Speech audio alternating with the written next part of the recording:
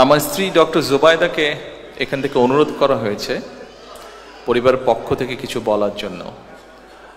স্বাভাবিকভাবে আজকের এই দিনটিতে মাহবুব আলী খান সাহেবের সন্তান হিসেবে উনি কিছুটা মানসিকভাবে ভারাক্রান্ত, সেই জন্য ওনার পক্ষ থেকে, পরিবারের পক্ষ থেকে আমি আপনাদের সামনে দাঁড়িয়েছি ওনার জামাতা হিসাবে।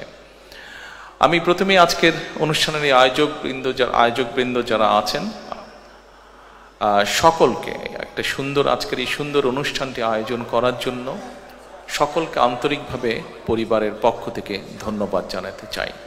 যেভাবে মরহুম মাহবুব আলী খান সাহেবের জীবনী তুলে ধরা হয়েছে, যেভাবে ওনাকে সুন্দরভাবে উপস্থাপন করা আছে, দেশের জন্য উনি যে সকল কাজগুলো করেছিলেন সেগুলো যেভাবে সুন্দরভাবে উপস্থাপন করা হয়েছে, যারা যারা কষ্ট করে এই আয়োজনগুলি আয়োজন করেছেন, এই প্রোগ্রামগুলোকে সাজিয়েছেন, প্রত্যেককে আন্তরিকভাবে আমি পরিবারের পক্ষ থেকে ধন্যবাদ জানাতে চাই।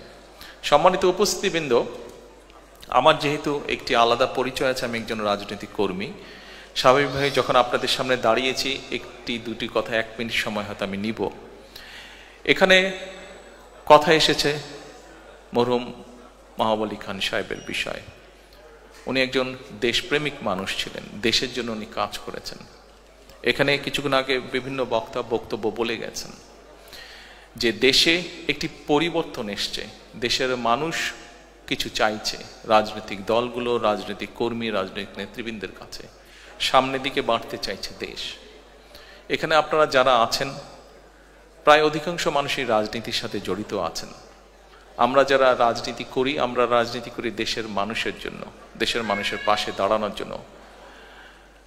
আমি সকলকে অনুরোধ করব যে আসুন, আমাদের যেই সুযোগটি এসছে দেশের মানুষের পাশে দাঁড়ানোর জন্য, আমাদের যেই সুযোগটি এসছে দেশকে সামনে এগিয়ে নিয়ে যাবার জন্য, আমরা সেই সুযোগটিকে কাজে লাগাই। আমরা আমাদের কাঙ্ক্ষিত, শহীদদের কাঙ্ক্ষিত যে বাংলাদেশের জন্য তারা নিজের প্রাণকে উৎসর্গ করেছেন, সেই বাংলাদেশকে যাতে আমরা ধীরে ধীরে গড়ে তুলতে পারি।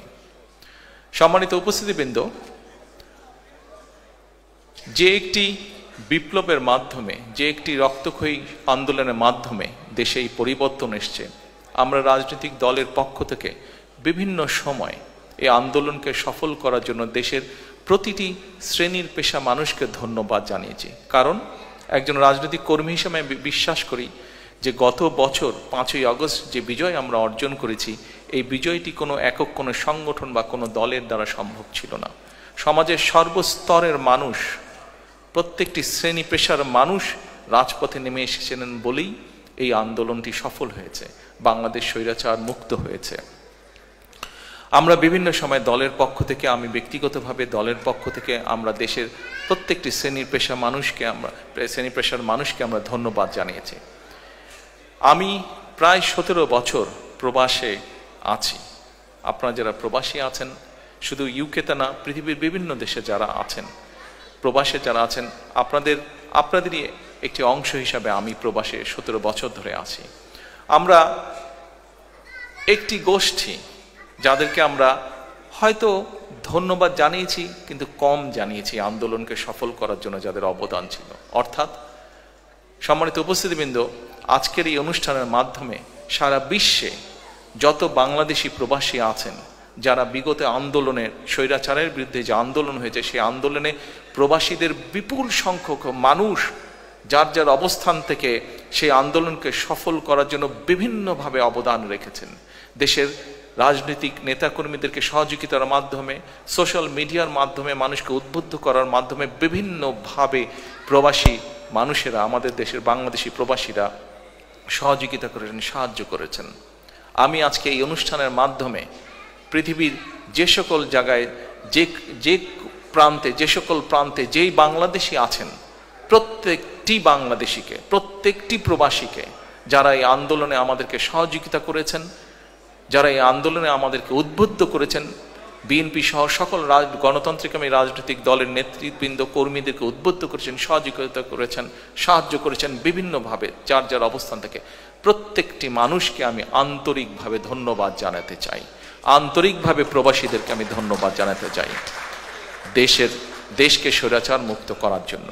প্রবাসীদের কাছে আমি আহ্বান জানাবো, আপনারা যেভাবে দেশকে গড়ে তুলতে সাহায্য করেছেন অতীতে। ইনশাল্লাহ আগামী দিনে গণতান্ত্রিক যে সরকার আসবে সেই সরকারকে আপনারা সহযোগিতা করবেন, যাতে দেশকে আমরা, যারা আসবে তারা যাতে দেশকে সামনের দিকে এগিয়ে নিয়ে যেতে পারে। পরিশেষে আবারও সকলকে আন্তরিকভাবে ধন্যবাদ জানিয়ে আমার বক্তব্য শেষ করছি। আল্লাহ হাফেজ। বাংলাদেশ জিন্দাবাদ।